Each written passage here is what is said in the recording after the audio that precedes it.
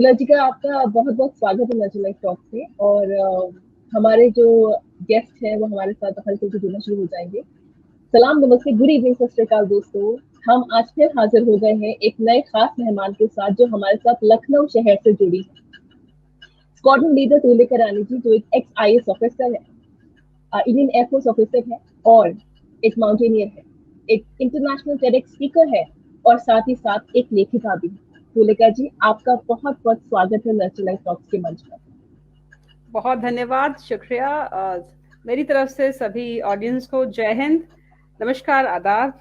और सहर जी, आपका बहुत बहुत धन्यवाद कि आपने मुझे इस प्लेटफॉर्म पर आने का मौका दिया है। तो I am looking forward to our conversation today. Absolutely. तो मैं एक बहुत खूबसूरत सी कविता है जो आपके लिए है। मैं आज उस कविता से हमारी बातों का आगाज करना चाहूँ। कविता कुछ यूं है तुलिका जी। मैं तूफानों में चलने का आदी हूँ, मैं तूफानों में चलने का आदी हूँ। तुम मत मेरी मंजिल आसान करो, तुम मत मेरी मंजिल आसान करो। है फूल रोकते कांटे मुझे चलाते, है फूल रोकते कांटे मुझे चलाते। मरुस्थल पहाड़ चलने की चाह बढ़ाते, मरुस्थल पहाड़ चलने की चाह बढ़ाते। सच कहता हूँ जब मुश्किलें ना होती है, सच कहता हूँ जब मुश्किलें ना होती है। मेरे पग तब चलने में भी शर्माते, मेरे संग चलने लगी हवाएं जिससे तुम पथ के कण-कण को तूफान करो, तुम पथ के कण-कण को तूफान करो। मैं तूफानों में चलने का आदी हूँ, तुम मत मेरी मंजिल आसान करो। बहुत बढ़िया, बहुत बहुत शानदार क्योंकि जी। आपकी जो जर्नी है वो इतनी उतार चढ़ाव, और आपने माउंट एवरेस्ट भी फतेह किया है, तो जाहिर सी बात है कि आपकी मंजिल जो थी, पहाड़ भी थे, मरुस्थल भी थे, और आपको उन सब में एक अलग ही किस्म का सुकून मिलता होगा। तो जी मैं बिल्कुल। इसी के साथ सबसे पहला सवाल आपसे पूछना चाहूंगी, जो कि कुछ यूं है। हर इंडिपेंडेंट गर्ल के पीछे उसकी फैमिली का भरपूर सपोर्ट होता है, क्या कहेंगी आप इस पर? ये बिल्कुल सच है। और मेरे सफलता के पीछे भी मेरे परिवार का बहुत बड़ा हाथ रहा है, क्योंकि मेरे पिताजी खुद भी सेना में जाना चाहते थे। और इसलिए जब मैंने सेना में जाने का निर्णय लिया तो घर से कोई ऐसा अपोजिशन नहीं था। In fact there was a lot of support. लेकिन हाँ, मैं कहूंगी कि समाज से कभी कभी ये स्टीरियोटाइप्स में आपको बांधने की कोशिश आ जाती है आपके समक्ष।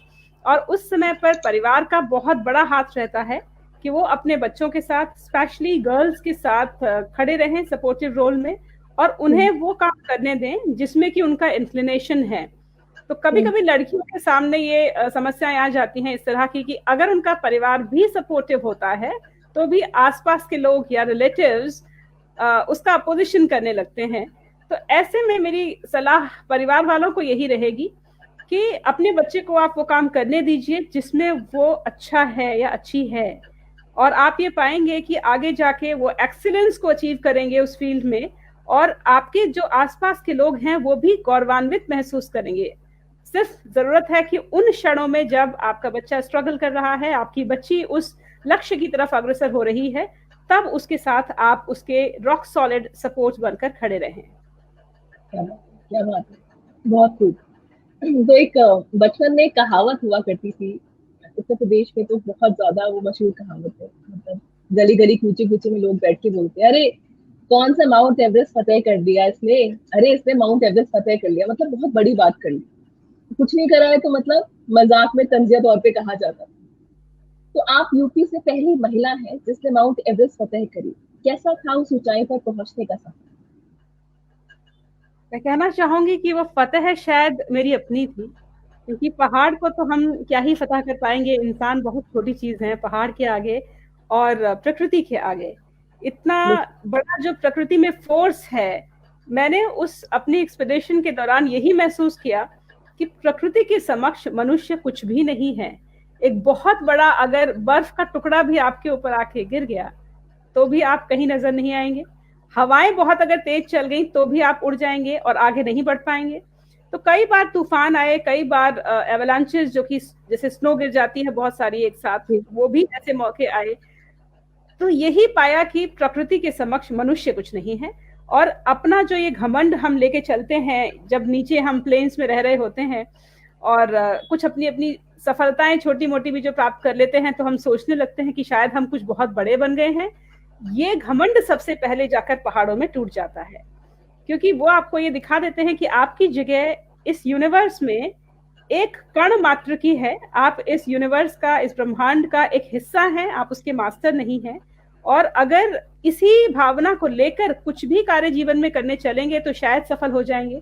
तो बहुत रोमांचपूर्ण तो रहा ही, साथ ही एक सेल्फ डिस्कवरी का मीन्स रही मेरी हर एक expedition for that matter. Mount Everest तो थी ही, लेकिन उसके अलावा भी जो मेरे 23 पर्वतारोहण और ट्रैकिंग के अभियान हैं देश विदेशों में, हर एक अभियान पर मैंने यही पाया कि वो मेरी जर्नी जितनी बाहर है पहाड़ के स्लोप पर, उतनी ही अंदर की तरफ भी है। मैं हर पहाड़ को चढ़ते हुए अपने आप को थोड़ा और ज्यादा जान जाती हूँ कि मेरी क्या शक्तियां हैं और मेरी क्या कमजोरियां हैं। क्योंकि दो चीजें, ये दोनों ही चीजें शायद हम अपने आप से खुद परिचित नहीं होते बहुत समय तक, और जिंदगी की इतनी सारी भागदौड़ में हम ये भूल जाते हैं कि अपने आप के साथ भी कुछ क्षण व्यतीत करें। तो जब पहाड़ में कोई ऐसे डिस्ट्रैक्शंस नहीं होते हैं, कोई मोबाइल फोन नहीं है, कोई टीवी नहीं है, कोई डिजिटल मीडिया नहीं है, उस समय इंसान अपने आप से ज्यादा कनेक्ट कर पाता है। और तब हमें ये समझ आता है कि चैलेंजिंग सिचुएशंस में हम कितना कुछ कर सकते हैं। क्योंकि घंटों घंटों चढ़ते रहना उन परिस्थितियों में जहां टेम्परेचर माइनस में पहुंच जाता है, -20, -30, जहां पे आपकी जिंदगी को इतना बहुत रिस्क है जबरदस्त, उन परिस्थितियों में जब इंसान अपनी फिजिकल लिमिट्स को क्रॉस कर जाता है तो आप अपने भीतर की निहित क्षमताओं से अवगत हो जाते हैं। और दूसरा, जब आप बड़े पहाड़ को देखकर आपके मन में एक डर की भावना आती है, या फिर जब नेचुरल एलिमेंट्स के सामने आपके बनाए गए प्लान्स सब शैटर हो जाते हैं, तब आपको ये भी समझ में आता है कि मैं कमजोर भी हूँ एक इंसान के रूप में, लेकिन उन कमजोरियों को किस तरह से हमें ओवरकम करना है ये भी पहाड़ हमें सिखा देते हैं। मुझे लगता है कि आपने जो बात कही वो इतनी ज्यादा आज के जो दौर चल रहा है, जहाँ लोग परेशानियों से, फाइनेंशियल ट्रबल से और बहुत छोटी छोटी चीजों से भी गिव अप कर रहे हैं, तो पहाड़ों को जब इंसान फतेह करता है तो वो अपने अंदर के जो भी डर है, जो भी उसकी परेशानियां हैं, उनको भी फतेह कर लेता है। कि बहुत एक अच्छी चीज है जो मुझे लगता है कि बच्चों को, इतने जितना हमारे इंडियन स्टूडेंट्स हैं और हमारे इंडियन जो भी लड़कियां हैं, लड़के हैं, उनको एक मिलना चाहिए है कोर्स इसके ऊपर कि एवरेस्ट तक जाओ, कोशिश करो बेस कैंप तक जाने की भी, लेकिन कोशिश जरूर करो। बिल्कुल, हमारे सबके अपने अपने एवरेस्ट हैं। तो आप चाहे किसी भी फील्ड में काम कर रहे हो, आप एक अल्टीमेट प्लेस तक पहुंचना चाहते हैं, कोई गोल आपने बनाया है, आपके लिए हर गोल एवरेस्ट जैसा ही लग रहा होगा शुरुआत में।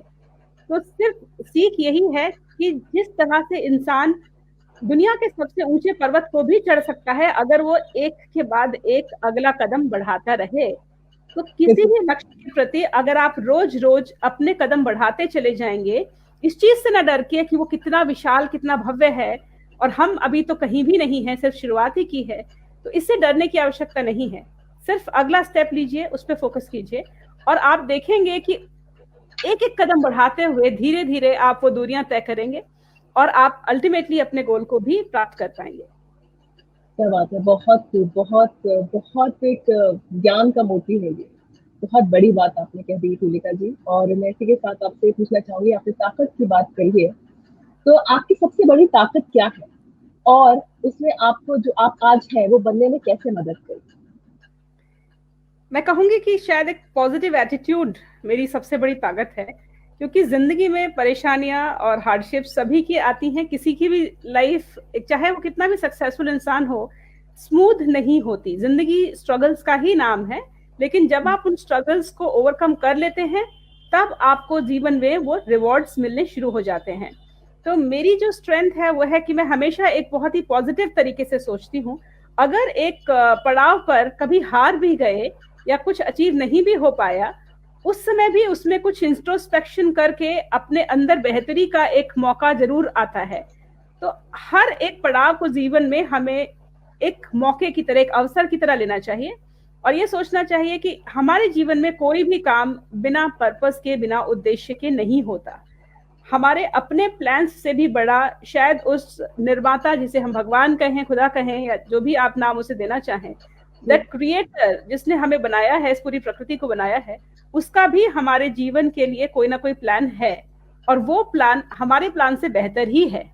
तो अपनी कोशिश जारी रखें, और अगर कभी कोई काम नहीं भी हो रहा है आपके बार बार करने पर, तो आप अपना खुद का आकलन कीजिए, क्या आप सच में उस काम को किए बिना नहीं रह सकते हैं, जिंदगी में चैन से नहीं रह सकते हैं, तो फिर अपने प्रयासों को बढ़ाइए।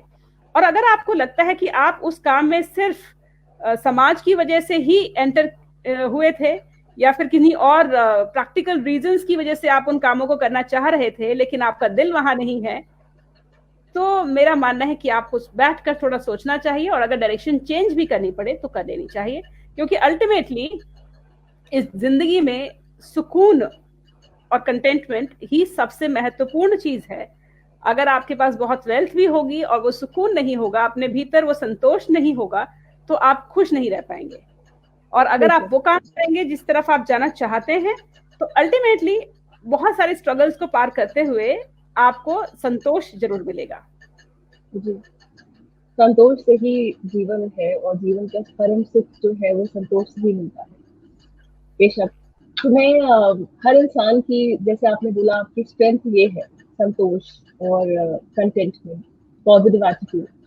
तो मैं जानना चाहूंगी कि आपकी सबसे बड़ी कमजोरी क्या है, और क्यों हमारे समाज में ना कोई कमजोरी पर बात होती है, ना उस पर काम किया जाता है? ऐसा लोग अपनी कमजोरी को छुपाते हैं।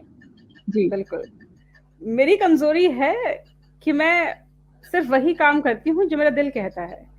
क्योंकि हमारे सामने बहुत सारे समाज ने कुछ नियम कानून, कुछ दायरे और कुछ फ्रेम्स बनाए हैं। हर किसी के लिए कुछ ना कुछ फ्रेम्स बनाए हैं समाज ने।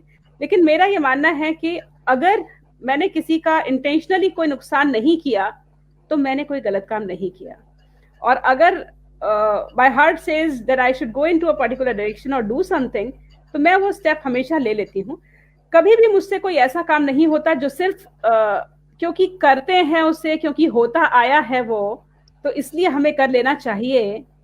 इस बिना पर कोई भी काम मुझसे आज तक जिंदगी में नहीं हुआ। मैंने हर काम सिर्फ वही किया जो मुझे लगा कि हाँ, मेरा 100% heart is there in it, और मैं कन्विक्शन के साथ, ड्राइव के साथ ये काम करना चाहती हूँ, और मुझे ये काम करने में अच्छा लगता है। तो शायद ये मेरी सबसे बड़ी कमजोरी है। दूसरी है कि मैं प्रिटेंड नहीं कर सकती। ये एक सुपरफिशियलिटी जो हमारे आसपास हम लोगों ने बना ली है इस मानव समाज में, वो मुझे बहुत ज्यादा रिपेल करती है।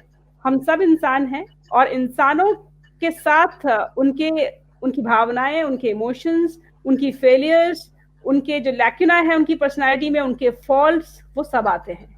अगर हम दुखी हैं तो हमें ये दिखाने में कोई शर्म नहीं होनी चाहिए कि हम आज दुखी हैं, और हमें सच में किसी की आवश्यकता है कि कोई आके हमें शायद प्यार से हक कर ले, या कोई एक अच्छा शब्द बोल दे हमें।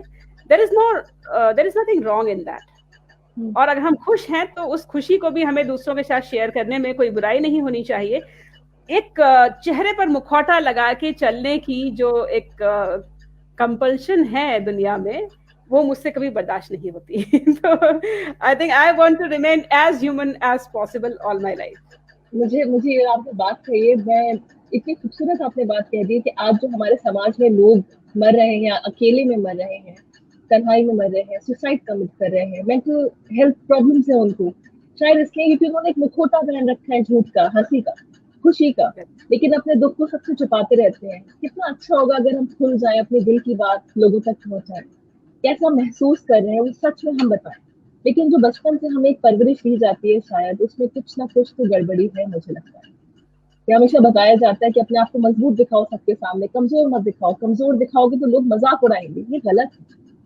देखिए, ऐसा नहीं है, इस दुनिया में लोग हर तरह के मिलेंगे आपको। कुछ लोग आपका मजाक भी उड़ा सकते हैं, कुछ लोग आपको लुक डाउन अपॉन भी कर सकते हैं।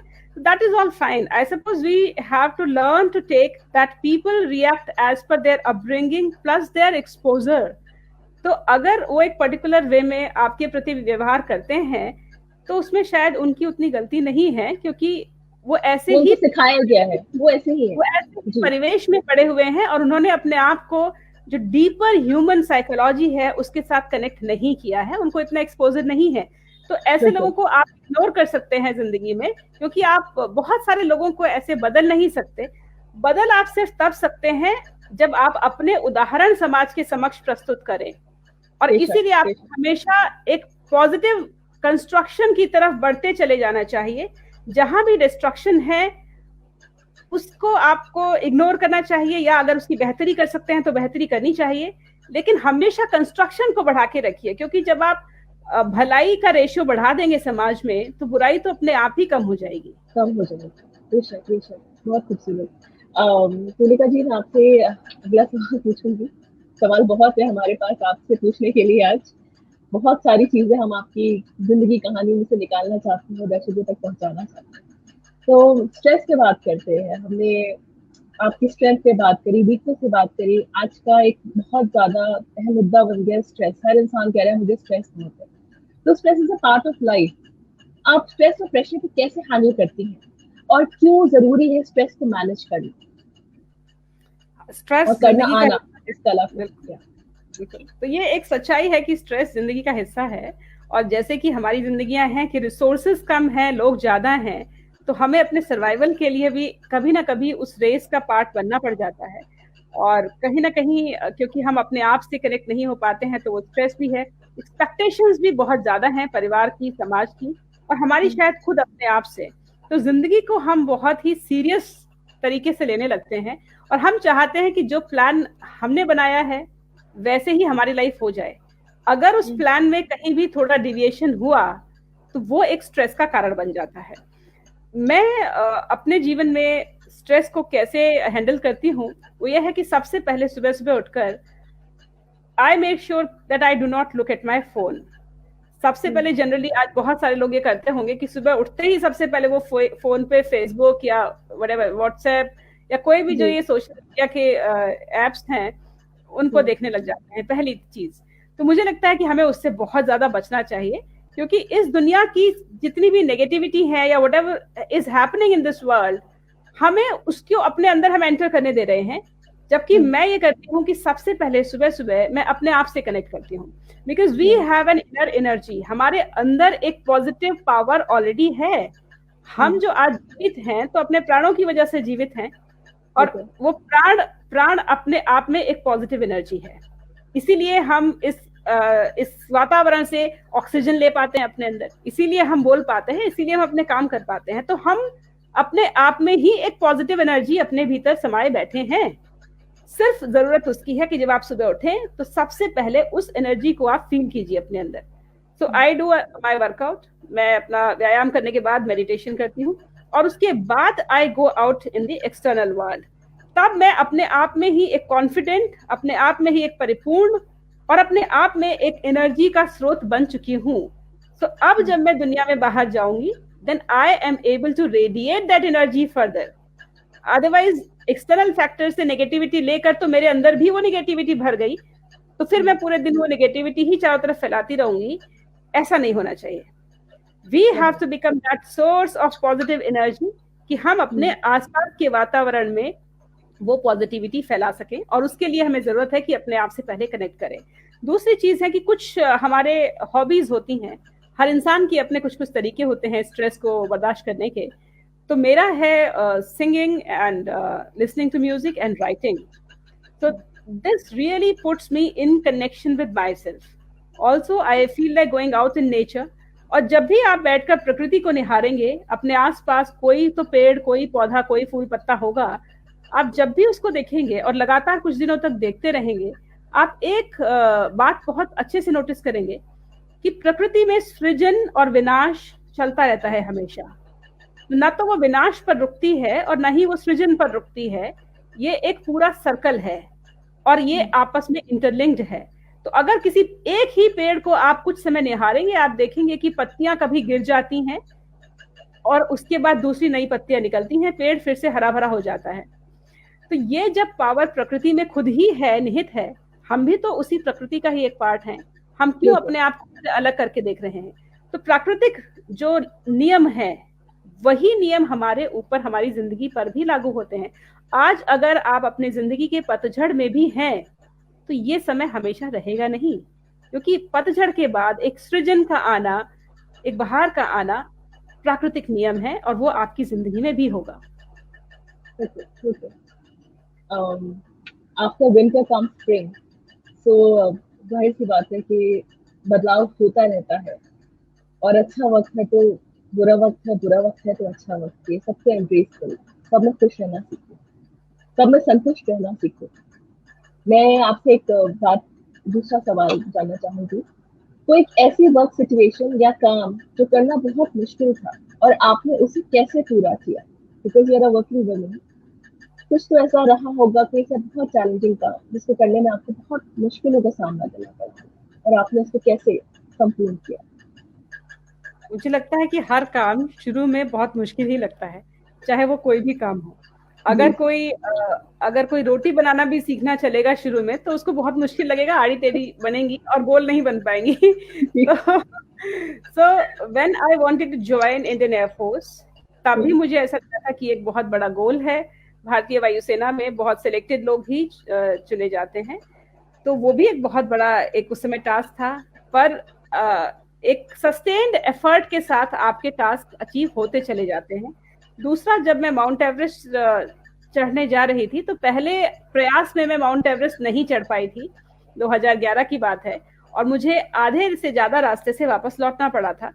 तो उस समय भी मुझे एक बहुत बड़ा ये चैलेंज लग रहा था कि अब कैसे मैं दोबारा माउंट एवरेस्ट पर जा पाऊंगी, क्योंकि ये एक्सपीडिशन अंडरटेक करना ही अपने आप में एक बहुत बड़ा चैलेंज है, जी। और बहुत ज्यादा आपको इसमें एक्सपेंडिचर की आवश्यकता पड़ती है। तो उस समय 21 लाख रुपए के करीब मुझे इसके लिए लगाने पड़े, और मैं स्पॉन्सरशिप सीख कर रही थी। I was already working in Indian air force, तो मैं एक ऑफिसर थी ऑलरेडी।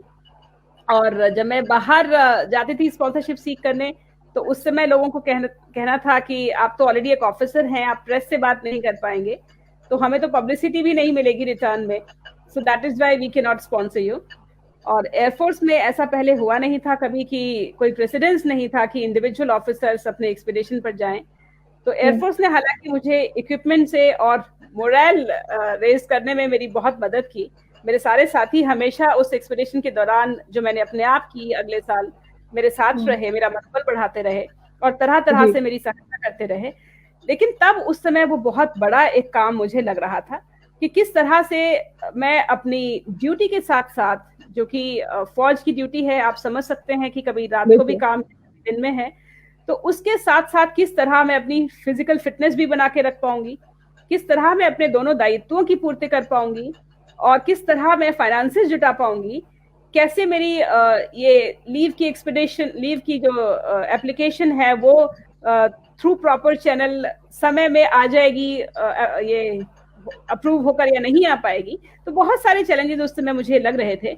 लेकिन मेरा मानना है कि जब आप में एक दृढ़ इच्छा शक्ति होती है, एक बहुत इंटेंस ड्राइव होती है अंदर से कोई काम करने की, तो आप रास्ते ढूंढ लेते हैं। बिल्कुल बिल्कुल। इस तरह आपकी, मैं इतनी आपने मतलब मुझे बात बताई कि किस तरह से आपने अपनी मुश्किलों को भी ओवरकम करा और आपके अंदर एक कॉन्फिडेंस था कि मैं कर सकती हूँ, जुनून था शायद। मैं आपसे जानना चाहूंगी कि आपके लिए सक्सेस क्या है? What is the meaning of success to you? Success to me is contentment. जब रात को आप सोने के लिए जाएं, अगर उस समय आपको लगता है कि आज का दिन मैंने अच्छे से यूटिलाइज किया, आज मैंने अपना जो पोटेंशियल है मेरा उसको अच्छे से उसका उपयोग किया है मैंने, और एक आगे कुछ ना कुछ कदम बढ़ाया है, जहां हम कल थे वहां से आज हम थोड़ा आगे हैं, तो मेरे लिए सक्सेस वही है। क्योंकि success in terms of money, wealth, power and position, ये सक्सेस तो बहुत ही टेम्पररी है इस दुनिया में, ये चीजें आती जाती रहेंगी। तो इसीलिए जो चीज टेम्पररी है उस पर तो हम कोई भी एक अपनी जिंदगी का इतना बड़ा फैसला नहीं कर सकते कि हमारे लिए वो सफलता है या असफलता है। और सफलता के रास्ते में हमेशा विफलताएं आएंगी। मुझे लगता है कि कोई पहले स्टेप में सफल हो जाए अपने गोल को अचीव करने में तो बहुत अच्छी बात है, लेकिन ज्यादातर लोग जो सफल हैं, आप अगर उनकी जीवनी पढ़ेंगे, उनके विषय में जानेंगे, तो पाएंगे कि वो कई बार पहले विफल हुए और उन्होंने सिर्फ छोड़ा नहीं वो काम करना, उम्मीद नहीं छोड़ी, आशा नहीं छोड़ी, अपने प्रयास नहीं छोड़े, और इसलिए वो एक सतत उस गोल तक चलते हुए पहुंच गए। दूसरा है कि अपने आप में ये संतुष्टि होना कि हाँ, मैं वो कर रही हूं या कर रहा हूं जो सच में मुझे इस जीवन में करना था। वही आपकी सफलता है। अगर आप अपने आप के साथ संतुष्टि से सो सकते हैं रात को, और स्माइल आपके चेहरे पर वो आ सकती है अपने जीवन को जब आप पीछे देखते हैं, तो शायद आप एक सफल इंसान हैं। क्या बात है, सो ब्यूटीफुल। आपने जो बात बताई है, इतनी वजनदार बात है और इतनी रियल बात है। आज लोगों को यही नहीं पता है कि हमें जिंदगी में करना क्या। उन्हें जो राह दिखाई जाती है, उनके माता पिता राह दिखाते हैं, समाज राह दिखाता है, बस वो उस पर चल पड़ते हैं। और आधी से ज्यादा जिंदगी वो सिर्फ इसी मलाल में गुजार देते हैं कि हमने क्या करा अपनी जिंदगी के साथ। मुझे लगता है कि अगर एक इंसान सड़क पे गा भी रहा है ना, उसको उसमें खुशी मिल रही है, तो वो सफल है, क्योंकि वो संतुष्टि की नींद सोएगा रात में। बहुत खूबसूरत बात है यार। हाँ, इंडियन एयरफोर्स के बारे में आपसे कुछ बात जानना चाहूंगी। जिस फील्ड में आपने अपनी जिंदगी कई साल दिए हैं, क्या वहां पर जेंडर डिस्क्रिमिनेशन आज भी है? Gender honest discrimination answer. Gender discrimination तो मैं नहीं कहूंगी कि वहां है। देखिए, जितने भी एलिमेंट्स चाहे वो किसी भी ऑर्गेनाइजेशन में हो, सारे के सारे personal they go from our own society. और सोसाइटी में क्योंकि एक पर्टिकुलर माइंडसेट है, तो वो माइंडसेट जाहिर है कि थोड़ा बहुत तो वहां आएगा। लेकिन मुझे लगता है कि अपने पूरे भारतीय वायुसेना के कार्यकाल में मैंने ऐसा कभी महसूस नहीं किया कि मुझे सिर्फ एक जेंडर की वजह से कोई कम अथॉरिटी दी गई हो, या कम रोल्स दिए गए हो, या कम पावर दी गई हो। ऐसा मैंने महसूस नहीं किया। Right from the training days, जब हमारी ट्रेनिंग हो रही थी एकेडमी में, तब भी वो सिमिलर और सेम तरह के एक्सरसाइजेस थी, सेम हमें टास्क दिए जाते थे, सेम तरीके से हमारा इवेल्यूशन होता था। और मुझे तो बहुत ही मौका मिला कि आगे बढ़कर मैं अपने आप को प्रूव कर सकूं, and I was recognised also, क्योंकि मैंने अपने ट्रेनिंग के शुरू की 6 महीनों में अपना कोर्स टॉप किया था एडमिनिस्ट्रेशन ब्रांच में। तो वो रिकॉग्निशन मुझे मिला, और अगले 6 महीने के लिए मुझे एक सीनियर अपॉइंटमेंट कैडेट बनाया गया। सो एक एडिशनल रिस्पॉन्सिबिलिटी मुझे प्रदान की गई। फिर बाद में अपने सर्विस के दौरान भी मैंने ये देखा कि चाहे वो नाइट ड्यूटीज हों, चाहे वो कोई और तरह के काम हो, वो सब हमें इक्वल तरीके से दिए गए। और अगर हमने अपनी क्षमताओं के हिसाब से उस टास्क को अच्छे से पूरा किया, तो उसका रिकॉग्निशन भी आया। हाँ, मैं ये जरूर कहना चाहूंगी कि कुछ पड़ाव अभी भी हैं, सेना में भी हैं, जिनको शायद और ज्यादा थोड़ा ओपन करने की आवश्यकता है। पर उस पर बहुत ज्यादा सोचने की पहले जरूरत है कि किस तरह से वो स्ट्रक्चर इवॉल्व किया जाए, कि उसमें विमेन को भी इंडक्ट कर लिया जाए। धीरे धीरे वो सारे जो पड़ाव हैं वो खुल रहे हैं। जैसे अभी अभी आर्मी में आर्मी पुलिस में विमेन की भर्ती की गई है। तो मुझे, और अभी हमारे पहले महिला फाइटर पायलट भी कुछ समय पहले फौज में इंडक्ट हुए थे वायुसेना में। तो इस तरह से अभी आज ही मैंने सुना कि squadron leader has become the first test pilot, test engineer. So these are the class ceilings that women are breaking. और उसमें विमेन के साथ साथ हमारे ऑर्गेनाइजेशंस का और हमारी सोसाइटी का बहुत बड़ा हाथ है। तो मुझे लगता है कि हम धीरे धीरे प्रोग्रेस कर रहे हैं और ज्यादा इगैलिटेरियन सोसाइटी बनने की तरफ। तो मैं इस फ्रंट पर बहुत पॉजिटिव फील करती हूँ। और अपने भारतीय वायुसेना के लिए तो मैं खैर बहुत ही ज्यादा शुक्रगुजार हूँ, क्योंकि उन्होंने मुझे एक प्लेटफॉर्म दिया, मेरी आइडेंटिटी दी। आज जो मेरे नाम के आगे ये रैंक लगती है, वो मुझे सेना से ही मिली है। और मुझे बहुत गर्व की अनुभूति होती है जब मुझे लगता है कि मैंने भारतीय वायुसेना जैसे ऑर्गेनाइजेशन में काम किया है, मैं उसका हिस्सा रही हूँ। तो मेरा मानना है कि शायद हमारे सिविल समाज में भी कुछ सीख ली जा सकती है हमारी सेना से, क्योंकि वहां हम जैसे एक टीम और एक यूनिट बन के काम करते हैं, उससे थोड़ा सीखने की आवश्यकता हमें सिविल में भी है। तो हम वहां सिर्फ एक रैंक के हिसाब से काम करते हैं, हम वहां जेंडर के हिसाब से काम नहीं करते। आपने एक बात कही कि women are breaking the glass ceiling, आज की जो औरतें हैं। तो मैं आपसे अगला सवाल कुछ पूछना चाहूंगी कि आज का इंडिया जहाँ इतना डेवलपमेंट हो चुका है, वहाँ आज भी आदमी प्रिपेयर्ड क्यों नहीं है स्ट्रॉन्ग वुमेन को हैंडल करने के लिए? Again the thing is rooted in the mindset, I suppose. जब मैं चेंज अपने सोसाइटी के आसपास में देखती हूँ, तो एक बहुत अच्छा चेंज आया है कि हम अपनी बेटियों को बहुत स्ट्रांग बनाना चाहते हैं, and specially fathers are coming forward to empower their girls. वो बहुत ही ज्यादा हार्टनिंग एक चेंज है। और लेकिन जहां भी और कार्य होने की आवश्यकता है, वो है on the front of marriage. Because marriage के बाद जो विमेन का एक रोल है शायद वो अभी उतना नहीं बदला है जितना कि बदलाव लाने की आवश्यकता है समाज के अनुरूप और समय के अनुरूप। वहां आज भी शायद विमेन को एक सेकेंडरी रोल में देखा जाता है और उनकी जो आइडेंटिटी है या फिर उनका जो पूरा जीवन है वो अपने हस्बैंड और हस्बैंड की फैमिली के साथ रिलेटेड मान लिया जाता है ऑटोमेटिकली। तो यहाँ थोड़ा और बदलाव लाने की जरूरत है, क्योंकि एक महिला सिर्फ पत्नी या किसी की बहू नहीं है, बल्कि वो अपने आप में एक किरदार है, वो अपने आप में एक शख्सियत है। तो उस हिसाब से उसको लिए जाने की आवश्यकता है। उसकी अपनी जिंदगी बहुत समय तक हो चुकी है। देखिए आजकल though there are child marriages happening, though there are marriages happening at 18, but a large section of our society is getting married in late 20s and 30s also, जिसमें women भी बहुत मात्रा में शामिल हैं। तो अगर आप ऑलरेडी अपने 30s में हैं तो आपकी एक शख्सियत ऑलरेडी बन चुकी है और अब आप कोई उस तरह से बच्चे नहीं हैं कि आपकी जिंदगी को मोल्ड कर दिया जाए पूरी तरह से। तो मेरे हिसाब से कि यहाँ चेंज लाने की जरूरत है। आप एक नए इंसान को अपनी फैमिली में ऐड कर रहे हैं, लेकिन वो इंसान है और इंसान अपनी लाइकिंग्स, डिसलाइकिंग्स, अपने स्पेसिफिक ओरिएंटेशंस, अपने एस्पिरेशंस सबके साथ आता है। तो मेरे हिसाब से उसको वैसे देखने की जरूरत है। और ऑर्गेनाइजेशंस में भी I would say that look at women not as just women, look at them as professionals. So if they bring their intellect with them and their professionalism and skills with them, it is all right for them to be strong, because they are going to be a very wonderful asset to the organization. तो अगर आप strong से मतलब अगर हम अपना opinion व्यक्त कर देते हैं तो हम स्ट्रांग हैं और हम फास्ट फॉरवर्ड हैं, ऐसा नहीं है। एक ओपिनियन वाली महिला किसी भी ऑर्गेनाइजेशन या किसी भी फैमिली के लिए एक बहुत बड़ा एसेट है।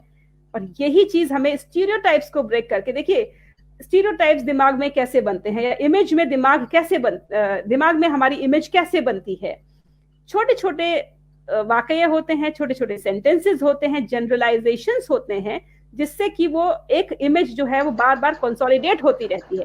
तो हमें जरूरत है कि अगर इस तरह के जनरलाइजेशन की, जैसे कौन सा वो एक लाइन है, पशु और नारी ये सब ताड़न के अधिकारी, तो इस तरह की जो ये लाइनें हैं, ये ढोल शूद्र पशु और नारी ये सब ताड़न के अधिकारी, इस तरह की जो लाइनें हैं, उन वक्तव्यों को हमें अपने समाज से हटाने की जरूरत है। चाहे वो हमारे रिलीजियस स्क्रिप्चर्स में हो, चाहे वो हमारे सामाजिक वक्तव्यों में हो, मुझे लगता है कि उसके खिलाफ आवाज उठाई जानी चाहिए। परिवारों से उठनी चाहिए, ऑर्गेनाइजेशंस में भी उठनी चाहिए। तो महिला अगर उसका अपना, we are not just bodies, we are brains too, and a woman with a brain is the ultimate beauty. क्या बात है।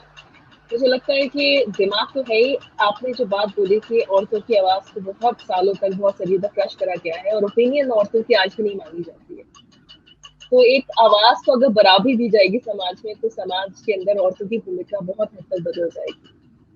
और आदमी भी जो है, बचपन से जिनको एक सीख दी जाती है कि औरतें जो है वो ज्यादा बोलने वाली नहीं होनी चाहिए, उनकी ओपिनियन नहीं होनी चाहिए, तुम्हारी बात सुने, तो वो भी अपनी बीवी से, अपनी बहनों से, अपनी माओ से बराबरी की फैसले लेने का निर्णय जरूर लेंगे। समाज में बदलाव जरूर आएगा। और मुझे लगता है कि किसी भी सक्सेसफुल मैन को भी अगर आप देखें तो कहीं ना कहीं वो ये जाहिर करते हैं कि अपने जिंदगी के या अपने काम के महत्वपूर्ण निर्णयों में उन्होंने अपने घर की किसी महिला सदस्य से सलाह ली थी। और पहले भी ऐसा होता था, जो कुछ राजा होते थे, शासक होते थे, उनके घर में भी ऐसे बहुत सारे उदाहरण हैं हमारे इतिहास में कि महिलाएं बहुत ज्यादा ब्रेन और इंटेलेक्ट के साथ, डिप्लोमेसी के साथ अपने शासन के कार्य चलाती थी, बेशक पीछे से चलाएं, या फिर बहुत सारी महिला शासक खुद हुई हैं, हमारे सामने एग्जाम्पल की कमी नहीं है।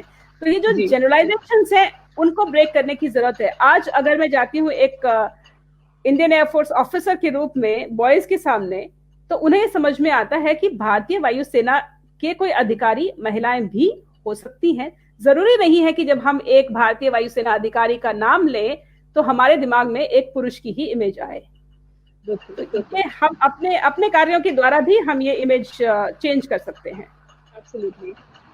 तो मैं एक बहुत अहम सवाल, क्योंकि नेचुरल लाइफ जो है वो मेंटल हेल्थ से जुड़ा हुआ एनजीओ है जो कि काफी कुछ कार्य कर रहा है लखनऊ में, उत्तर प्रदेश में, अब इंडिया में भी हमने अपनी ब्रांच एक्सपांड करी है। ब्रांचेस बनाए हैं, लोगों को हम लोग सलाह दे रहे हैं, मेंटल हेल्थ के लिए हम लोग काउंसलिंग दे रहे हैं। बहुत सारे काउंसलर्स हमारे साथ जुड़ चुके हैं और हम अपने इस मिशन को आगे बढ़ा रहे हैं कि लोग बोले और अपने दुख जो है, अपनी बातें जो है, अपने जो सुख है, वो सब खोले, और जहाँ उनको हीलिंग की जरूरत है, हमारे वो जो साइकोलॉजिस्ट है, साइकियाट्रिस्ट है, उनकी मदद कर सकते। तो मैं जानना चाहूंगी, as a woman, mental health पर आपकी क्या राय है? Very important, I would say हमारी फिजिकल हेल्थ से भी ज्यादा हमारी मेंटल हेल्थ इंपॉर्टेंट है, क्योंकि चाहे आप मेडिकल साइंस में देखें, आप किसी फिलोसफी में देखें, रिलीजन में देखें, हर जगह एक ही पॉइंट आपके सामने लाया जाएगा कि आपके शरीर की जो प्रक्रियाएं हैं वो सब आपके दिमाग से संतुलित हैं, आप संचालित हैं। तो अगर आप अंदर से खुश हैं, संतुष्ट हैं, तो आपका शरीर भी स्वस्थ रहेगा। तो इसलिए मेंटल हेल्थ पर तो बहुत ज्यादा ध्यान दिए जाने की जरूरत है। और इसमें जो एक टैबू लगा हुआ है इसके साथ में, कि अगर हमें कोई दिक्कत है, अगर हम डिप्रेस फील कर रहे हैं, दुखी हैं, तो हम जाके बता नहीं सकते किसी को, तो लोग कहेंगे कि अरे तो मेंटल है। वो टैबू हट जाना चाहिए। इंसान है तो इंसान को बात करने की इजाजत है और अपने इमोशंस को शेयर करने की इजाजत है। इसके विषय में अब मैं देख रही हूँ कि पब्लिक में लोग काफी खुलकर बात कर रहे हैं, और वो एक बहुत ही अच्छा साइन है, क्योंकि हम सब ये फील करते हैं कि कहीं ना कहीं, कभी ना कभी हम खुद बहुत ज्यादा लो फील करते हैं। It is not necessary that आप सक्सेसफुल हो बहुत ज्यादा, या आपके पास कुछ भी हो जीवन में तो आप हमेशा बहुत खुश रहेंगे। कुछ ना कुछ मौके ऐसे लम्हे जरूर आते हैं जब आपको जरूरत होती है किसी और की, या आप सिर्फ अपनी बातें शेयर करना चाहते हैं। तो मुझे लगता है कि हमारे पास वो दोस्त, या वो माँ, या वो भाई या बहन, या कोई भी जो हमारी पति पत्नी हो, जो सुन सके, ऐसे टाइम में जो केयर गिवर है उनकी भी बहुत ज्यादा रिस्पॉन्सिबिलिटी बनती है। क्योंकि आप खुद अपने सॉल्यूशंस दूसरे की परेशानियों के लिए अगर देंगे, हो सकता है कि आप उसके लिए मुसीबत बढ़ा रहे हो। सॉल्यूशंस हम सब अपने आप निकाल लेते हैं अपनी दिक्कतों के, और जरूरत उस समय सिर्फ एक ऐसे व्यक्ति की है जो बैठकर आपको सुन ले, जो आपको ये दिलासा दे दे कि कोई है जिसे आपसे फर्क पड़ता है। तो जब हम किसी को देखें इस स्थिति में, तो हमारी जिम्मेदारी बनती है कि हम सिर्फ उसके पास जाकर एक इंसान के नाते इतना जता दें कि हमें आपसे फर्क पड़ता है। सॉल्यूशंस वो अपने आप निकाल लेंगे। क्या आपका महत्व है हमारे जीवन, क्या अकेले थे? तुलिका जी, मैं चाहूंगी कि एक अहम बात जो जाते जाते आप हमारे दर्शकों से कहना चाहेंगे। देखिए, अपने आप को पहचानना बहुत जरूरी है इस दुनिया में, क्योंकि आप ही इस ब्रह्मांड के सेंटर हैं। हर चीज यहाँ इस दुनिया में हमसे शुरू होती है। अगर हम कोई बदलाव चाहते हैं तो अपने कार्यों में, अपने शब्दों में, अपने जीवन में उस बदलाव को हम क्रियान्वित कर लें, तो वो बदलाव धीरे धीरे अपने आप आने लगता है। आप प्रेरणा स्रोत भी तब बनते हैं जब आपने अपनी खुद की जिंदगी को एक प्रेरणा के रूप में अच्छे से जिया होता है। तो आपको कहीं भी जाकर बताने की जरूरत दूसरे को नहीं पड़ती कि आप गलत कर रहे हैं, या ऐसा काम अगर बेहतर तरीके से इस तरह से हो जाता। क्योंकि जब आप खुद ही एग्जाम्पल बन गए, तो दूसरे आपसे खुद ही सीख लेने लगेंगे, चाहे आप उन्हें फिजिकली जानते हो, पर्सनली जानते हो या ना जानते हो। तो मेरा मानना हमेशा रहेगा कि आप खुद को एक इंसान के रूप में पहचानिए, अपनी क्षमताओं को पहचानिए, अपने इंक्लिनेशंस को पहचानिए, और उसी राह पर चलते रहिए आगे। इस दुनिया में अच्छाई का बहुत महत्व है, चाहे कितना भी बुरा हो रहा हो आपके आसपास। लेकिन अगर आपने वो एक अच्छा काम इस दुनिया में दे दिया, प्रदान कर दिया, आप निश्चिंत रहिए कि वो काम आपके पास किसी ना किसी रूप में कभी ना कभी वापस आएगा। हम जो देंगे वो हमारे पास वापस जरूर आएगा, क्योंकि इस दुनिया में जो प्रकृति के नियम है वो हमेशा साइक्लिक रूप में चलते हैं, जैसा मैंने बताया। तो whatever we give, it comes back to us। हमें ये चीज बहुत ज्यादा ध्यान रखनी चाहिए, अपने खुद के लिए, अपने आसपास के प्रकृति के साथ सामंजस्य बनाने के लिए, अपने आसपास जो हमारे ह्यूमन बीइंग्स हैं, इंसान हैं, उनसे कनेक्ट करने के लिए, कि हम जो देंगे वापस वही आएगा। तो इस बात को ध्यान में रखते हुए ही अपने कार्य करें, अपने शब्द भी उसी प्रकार चुनें, और अपने जीवन की राह वैसी ही रखें। क्या बात है तुलिका जी। तुलिका जी, मैं जाते जाते एक अंग्रेजी की कविता है जिसको पढ़ के हमारी बातों का समापन करना चाहूंगी। कविता कुछ यूं: When things go wrong, as they sometimes will, when things go wrong, as they sometimes will, when the road you're trudging seems all uphill, when the funds are low and the debts are high, and you want to smile, but you have to sigh, when care is pressing you down a bit. Rest if you must, but don't you quit. Success is failure turned inside out, the silver tint of the clouds of doubt. And you can never tell how close you are. And you can never tell how close you are. It may be near when it seems afar. So stick to the fight when you are hardest hit. It's when things go wrong that you mustn't quit. जो very आज well हमारी बातें थी उनका ये जी, summary है। बिल्कुल। मैं कहना चाहूँगी 2 लाइनें यहाँ पे। गेय बेशक। की कविता की लाइनें हैं और मैंने आहुति बनकर देखा। ये एक कविता है गेय की जो मुझे बचपन से बहुत पसंद है और मैं इसे जी बार-बार जी। पढ़ा करती हूँ। तो उसकी ये लाइनें हैं कि मैं कहता हूँ, मैं बढ़ता हूँ, मैं नभ की चोटी चढ़ता हूँ। मैं कहता हूँ, मैं बढ़ता हूँ, मैं नभ की चोटी चढ़ता हूँ, कुचला जाकर भी धूलि सा, आंधी सा और उमड़ता हूँ। तो ये क्षमता हमारे अंदर जब होगी, जिंदगी में बिल्कुल। कोई काम मुश्किल नहीं है, कुचला जाकर भी धूलि सा, आंधी सा और आंधी सा उमड़ता हूँ। उमड़ता हूँ। क्या बात है, क्या बात है, बेशक। तो तुलिका जी, मैं बहुत शुक्रगुजार हूँ आपकी कि आप अपना कीमती समय निकाल के नर्चर लाइफ के मंच पर आई और आपने ढेरों खूबसूरत बातें अपनी जिंदगी के सफर से यहाँ पर करी। आपके हम बहुत शुक्रगुजार हैं। बहुत बहुत शुक्रिया शुक्रिया। Tulika. Thank you so much. Thank you. नमस्कार। Thank you so much. नमस्कार। दोस्तों, अगले हफ्ते हम फिर हाजिर हो जाएंगे एक नए खास मेहमान के साथ, एक नई खास कहानी के साथ। खुश रहें, लड़ते रहें जिंदगी की जंग, आगे बढ़ते रहें, कुछ ना करें कभी भी। और अगले हफ्ते फिर होगी मुलाकात। आप सब लोग अपना ध्यान रखें, सेहत का ध्यान रखें, अपनों का ध्यान रखें, पड़ोसियों का ध्यान रखें, आसपास के हर शख्स का ध्यान रखें। प्यार बांटें दोस्तों, स्ट्रेंथ बांटें एक दूसरे की ताकत पर। इसी के साथ मैं अलविदा लेती हूँ। Signing off.